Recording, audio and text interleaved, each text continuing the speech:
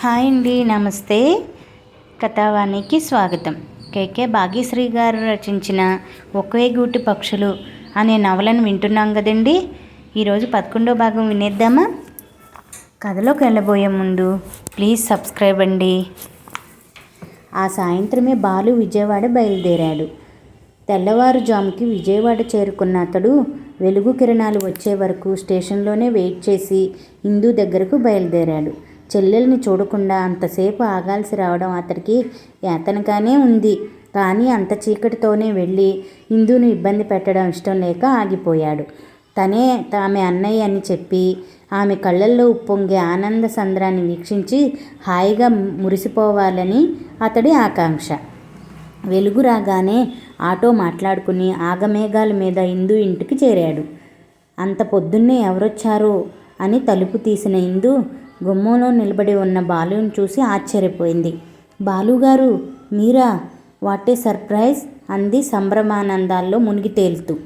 నన్ను లోపలికి రానిస్తావా అమ్మా? అడిగాడు బాలు. అతన్ని గుమ్మంలోనే నిల్చోబెట్టినందుకు తనని తాను తిట్టుకుంటూనే అతడి సంబోధనలో మార్పును గమనించి విస్తుపోయింది ఇందు. ఇదివరకు కూడా అతడు ఏకవచన ప్రయోగం చేసి పిలిచినా ఏదో ఆత్మీయత అతడి పిలుపులో తొంగి చూస్తోంది ఈవేళ. పైగా అమ్మా అంటూ లాలనగా అన్నాడు. లోపలికి రండి. ఏంటి అనుకోని ఈ రాక? ఏదైనా పని మీద వచ్చారా? కాఫీ తయారు చేయడానికి పాలు డికాక్షన్ తీస్తూ అడిగింది ఇందు. అవునమ్మా, పని మీదే వచ్చాను. నువ్వు మానస ఇంట్లో పారేసుకున్నావే, ఆ ఫోటో తిరిగి చెల్లడానికే వచ్చాను. ఆమె ముఖంలోకి పరిశీలనగా చూస్తూ అన్నాడు బాలు. ఇందుకి విపరీతమైన ఆశ్చర్యం కలిగింది. ఫోటో? కేవలం ఫోటో ఇవ్వడానికి ఇంత దూరం వచ్చాడా? పోస్ట్లో పంపిస్తే సరిపోయేదానికి ఇంత ప్రయాణం చేసి ఇక్కడ దాకా రావాలా? అది కాదు అసలు కారణం, మరేదో ఉంది. ఏం చెప్తాడో చూద్దాం అనుకున్న ఇందు, మీరు శ్రమ తీసుకుని ఇంత దూరం రావాలా? పోస్ట్లో పంపేస్తే తీరిపోయేదిగా అంది మొహమాటంగా. దీన్ని నా చేతులతో అందిస్తేనే నాకు తృప్తి అన్నాడు బ్యాగ్లోంచి ఫోటో తీసి ఇందు చేతుల్లో పెడుతూ. థ్యాంక్ యూ వెరీ మచ్ అనుకుంటూ ఆ ఫోటోను చేతిలోకి తీసుకుని దానివైపు దృష్టి సారించిన ఇందు ఉలిక్కిపడింది. ఇది ఈవిడ అంది అయోమయంగా. ఆవిడ మా అమ్మగారు చెప్పాడు బాలు. మరి మాటల కోసం తడుముకుంది ఇందు. ఆయనెవరా? ఆయన మా నాన్నగారు. ఆమె సందేహం క్లియర్ చేయడానికి చెప్పాడు బాలు. ఇందు నిర్ఘాంతపోయింది. ఆమె మెదడు పనిచేయడం మానేసింది కాసేపు. అతనేమంటున్నాడో అంత వేగం ఆకళింపు చేసుకోలేకపోయింది.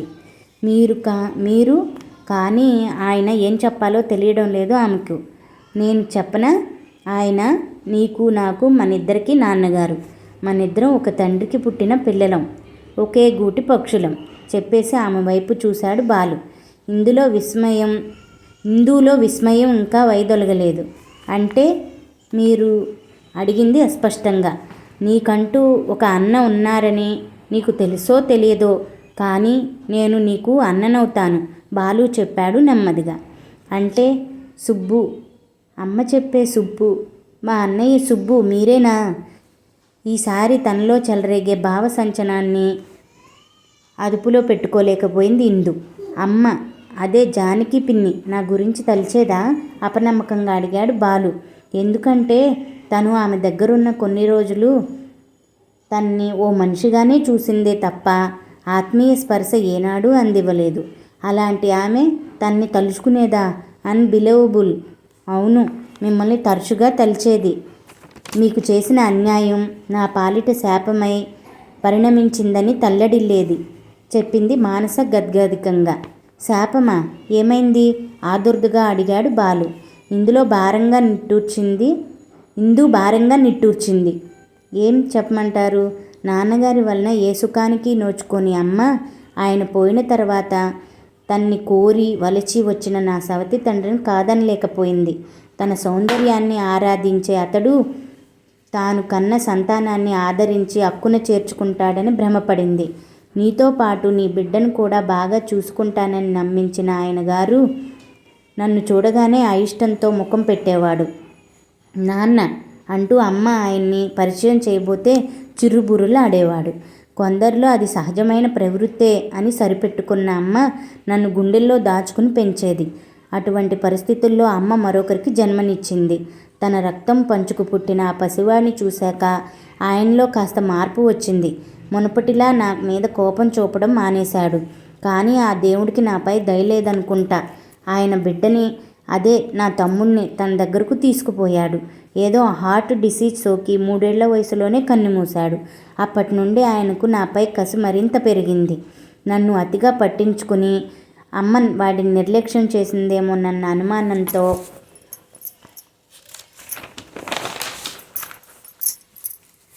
ఆయనలో బలపడిపోయింది. అనుక్షణం నాకు నరకం చూపించేవాడు. అమ్మ ఇక తట్టుకోలేకపోయింది. నన్ను తీసుకుని బయటకు వచ్చేయడానికి సిద్ధపడింది. కానీ అమ్మకు ప్రాణ స్నేహితురాలైన మంజుల ఆంటీ ఆమెను వారించింది. నాకు ఏ లోటు రానియకుండా తాను చూసుకుంటానని, నన్ను తన దగ్గర వదిలేయమని అమ్మకు సూచించింది. అమ్మ మొదట ఒప్పుకోలేదు.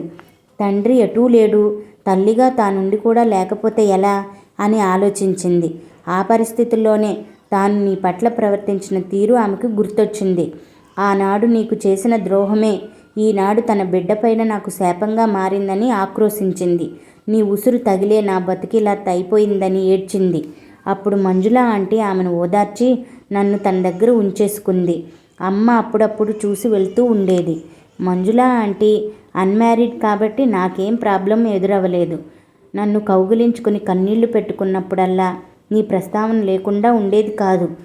అలా నాకు నీ గురించి తెలిసింది. ఈనాడు నిన్ను చూసే భాగ్యం కలిగింది. ఎవరన్నీ చెప్పినా రక్తబంధీకులను చూస్తే వచ్చే అనుభూతే వేరు, సుదీర్ఘంగా చెప్పింది ఇందు కళ్ళు తుడుచుకుంటూ. వింటున్న బాలుకి అంతా సినిమా కథలా అనిపించింది. జీవితం ఎంత విచిత్రమైనది. మనుషుల మనస్తత్వాలతో విధి ఆడే చదరంగం ఈ బతుకు. తల్లిని కోల్పోయిన తను, తల్లి జీవించి ఉండి కూడా ఇందు, ఇద్దరూ పరాయి పంచనే బతికారు. వాళ్ళు ఎంత బాగా చూసినా సరే నా అన్న ఆత్మీయ స్పర్శను అనుభవించలేకపోయారు. ఇప్పుడు పిన్ని ఎక్కడుంది? చెమ్మగిల్లిన కళ్ళను కర్చీఫ్తో అద్దుకుంటూ అడిగాడు బాలు. ఈ ఊళ్ళోనే ఉంది, అప్పుడప్పుడు వచ్చి వెళ్తూ ఉంటుంది చెప్పింది ఇందు బాధగా. ఐసి, మరి మంజుల ఆంటీ? ఆవిడ ఈ మధ్యే పోయారు, నిద్రలోనే సడన్గా హార్ట్ ఫెయిల్యూరే విషాదంగా చెప్పింది ఇందు. ఐఎమ్ సారీ, బాధగా నిట్టూర్చాడు బాలు. అయితే ఇందు ఇప్పుడు ఒంటరిదన్నమాట. ఆ మంజుల గారు పోయాకైనా తల్లి దగ్గరకు వెళ్ళి ఉండవలసింది. అంతలోనే తన ఆలోచనకు తనకే చికాకు అనిపించింది. ఎలా వెళ్తుంది? తను చూస్తే నిప్పులు కక్కే ఆ కసాయి సవతి తండ్రి దగ్గరకు వెళ్ళి సురక్షితంగా ఉండగలదా? నువ్వు నాతో రామ్మా. ఒకే గూటి పక్షులు ఒకే చోట ఉండడం సృష్టి ధర్మం. చిన్నప్పుడు నీ పుట్టుక కోసం ఆశగా ఎదురు చూసేవాడిని. నిన్ను ఎత్తుకుని ఆడించాలని, నిన్ను ముద్దాడాలని ఎన్నో కలలు కన్నాను. కానీ ఆ అదృష్టం నాకు కలగలేదు. అందుకే ఆ రోజు పొందలేని ఆనందానుభూతుల్ని ఈనాడు అనుభవించాలని నా ఆశ. అంటే ఇప్పుడు నిన్ను ఎత్తుకుని తిప్పాడాలు, గుమ్మాడి ఊపడాలు చేయలేననుకో నవ్వాడు బాలు. ఫక్కున నవ్వింది ఇందు. కళ్ళ నిండా నిండిన నీళ్లు మంచి ముత్యాల్లా బుగ్గల మీద నుండి జారిపడ్డాయి. ఆ నవ్వు నయన మనోహరంగా అనిపించింది బాలుకి. మీతోనా? సంశయంగా చూసింది ఇందు. నన్ను అన్నయ్య అని పిలవలేవా ఇందు? బాధగా చూశాడు బాలు. ఇందు సిగ్గుపడింది. ప్రయత్నిస్తాను, కొత్త కదా అంది. నువ్వు తయారైతే వెళ్ళి అమ్మను చూసొద్దాం అన్నాడు బాలు బ్యాగ్లోంచి టవలు సోపు తీసుకుంటూ. అమ్మ దగ్గరకా అంది ఇందు నిర్లిప్తంగా. ఏం ఇంతగా చూశాడు బాలు. ఆయనది అదో రకమైన మనస్తత్వం. నిన్ను అగౌరవపరిస్తే నేను తట్టుకోలేను చెప్పింది ఇందు అభిమానంగా. బాలు పరవశించిపోయాడు. రక్త సంబంధంలోనే మమకారం ఇప్పుడు తెలుస్తుంది. పర్వాలేదు, అవమానాలు అవహేళనలు నాకు కొత్త కాదు. ఆయనేమన్నా నాకు బాధ కలుగుదు చెప్పాడు బాలు. పోనీ అమ్మనే ఇక్కడికి రమ్మని ఫోన్ చేస్తే ఇందు అంది కాస్త ఉత్సాహంగా. ఆమెకెందుకు శ్రమ అని ఆలోచించాను. కానీ తను ఇక్కడికి వస్తేనే హ్యాపీ, ఫ్రీగా మాట్లాడుకోవచ్చు. ఫోన్లో విషయం చెప్పకు, చూడాలని ఉందని రమ్మను. అమ్మకు సడన్ సర్ప్రైజ్ ఇద్దాం నవ్వాడు బాలు. అయితే పో, నువ్వు రెడీ అవ్వు, టిఫిన్ చేద్దుగాని చెప్పేసి స్నానానికి వేడి నీళ్ళు రెడీ చేసింది ఇందు. బాలు ఫ్రెష్ అయి వచ్చేసరికి వేడి వేడి పెసరట్లు సిద్ధం చేసింది. అందులోకి కాంబినేషన్గా జీడిపప్పు ఉప్మా కూడా చేసింది. కొబ్బరి చట్నీ నంజుకొని ఉప్మా పెసరట్ లాగిస్తుంటే స్వర్గానికి బెత్తెడు దూరంలో ఉన్నట్లు అనిపించింది బాలుకి. ఎందుకో అప్రయత్నంగా అతడికి విరజ గుర్తొచ్చింది. ఆమె కూడా ఇంతే అద్భుతంగా వీటిని తయారు చేస్తుంది. ఇలాగే ప్రేమతో కొసరి కొసరి వడ్డిస్తుంది. ఇందులో తనకి రక్త సంబంధం ఉంది. కానీ విరజకి తనకు మధ్య సమాధానం దొరకని ప్రశ్న. ఇంత దూరం వచ్చినా విరజకు సంబంధించిన ఆలోచనలు తన్ని విడిపోవడం లేదేంటి? ప్రాణ స్నేహితురాలైన మానస కూడా తనకు తలుపుకి రావలేదు. కానీ విరజ మాత్రం అనుక్షణం తన అంతరంగంలో మెదులుతూ అలజడి సృష్టిస్తుంది. ఏమిటి విచిత్రం?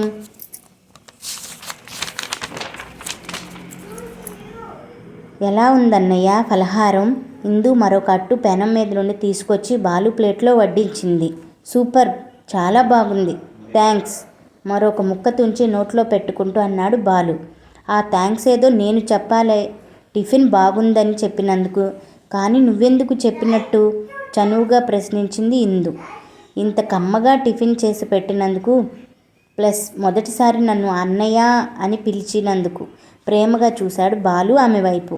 అలవాటైంది కదా, ఇంకా నీకు విసుగొచ్చే వరకు అన్నయ్య అన్నయ్య అని పిలుస్తూనే ఉంటాను, గలగలా నవ్వింది ఇందు.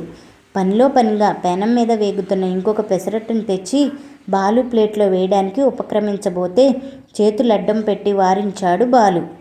స్టాప్ స్టాప్, బాగున్నాయి కదా అని అదే పనిగా తింటే అజీర్తి చేస్తుంది.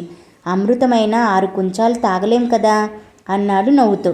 మరొకటి ప్లీజ్ అంది ఇందు గారంగా. వద్దురా నాన్న, ఇబ్బంది పడతాను, అర్థం చేసుకో, కడుపు తడుముకుంటూ దీనవదనంతో చెప్పాడు బాలు. అర్థం చేసుకున్నాం, మీకు మా పెసరట్ల నుండి విముక్తిని ప్రసాదిస్తున్నాం. మహారాణి ఫోజులో అభయమిచ్చింది ఇందు. ఆమె అభినయం చూసి మనసారా నవ్వేశాడు బాలు. వాళ్ళిద్దరూ కబుర్లతో కాలక్షేపం చేస్తుండగా వచ్చింది జానకి. ఏమ్మా ఇందు, రమ్మని ఫోన్ చేశావు అంది కంగారుగా. నీకో ముఖ్యమైన వ్యక్తిని ఇంట్రడ్యూస్ చేద్దామని అంది ఇందు ఓరగా ఆమె వైపు చూస్తూ. అప్పుడు గమనించింది జానకి ఇందు పక్కనే కుర్చీలో కూర్చుని ఉన్న బాలుని. ఇతను అర్ధోక్తితో ఆగిపోయింది జానకి. ఇందు జానకి కేసు చూపిస్తూ, నా సీరియల్స్ రెండిటికీ బొమ్మలు వేశారే బాలుగారు, ఈయనే అంది. నమస్కారం బాబు అంది జానకి. పెద్దవారు, మీరు నాకు నమస్కరించకూడదు అన్నాడు బాలు వినమ్రంగా. నేను నమస్కరించినది నీలో ఉన్న కళకి బాబు. నువ్వు చేసిన బొమ్మలు సజీవంగా కళ ఉట్టిపడుతూ ఉంటాయి అభినందించింది జానకి. థ్యాంక్స్ అండి బాలు చెప్పాడు. అన్నా చెల్లెలిద్దరూ ముందరే కూడబలుక్కున్నారు జానకి వచ్చిన వెంటనే విషయం చెప్పకూడదని. అమ్మా, ఈయన్ని చూస్తే ఎవరో గుర్తు రావడం లేదు? జానకి ముఖంలోకి పరిశీలనగా చూస్తూ అడిగింది ఇందు. ఎవరు? బాలుని పట్టి పట్టి చూస్తూ ఆనవాలు కట్టడానికి ప్రయత్నించింది జానకి. బాగా చూడు అంది ఇందు. జానకి మళ్ళీ బాలుని ఆపాదమస్తకం పరికించింది. ఆమెకేదో అస్పష్టంగా అనిపిస్తోంది. ఇందు చెప్పినట్లే బాలులో ఏవో పరిచితమైన పోలికలు కనిపిస్తున్నాయి. కానీ చప్పున పసిగట్టలేకపోతుంది. ఆమె అలా బాలుని చూస్తుండగానే కూర్చున్న చోటు నుండి లేచి వచ్చి వంగి ఆమె కాళ్ళకు నమస్కరించాడు బాలు. ఆయుష్మాన్ భవ అని దీవుస్తూనే, నువ్వు ఎవరో నాకు తెలియడం లేదు బాబు అంది జానకి అయోమయంగా. నేను సుబ్బుని పిన్ని నెమ్మదిగా చెప్పాడు బాలు. జానకి ముఖంలో అనేక భావాలు గిర్రుమని తిరిగాయి. అపరాధాభావంతో కుంచుకుపోయినట్లుగా ఫీల్ అయింది. సుబ్బువా, ఇన్నాళ్ళు ఎక్కడున్నావు బాబు? అతడి వైపు చూడటానికి కూడా సిగ్గుగా అనిపించింది జానకి. పదకొండో భాగం ఇంతటితో సమాప్తం అండి. మిగతా నవలను రేపటి భాగంలో తెలుసుకుందామా? Thank you for watching. Please subscribe for more stories.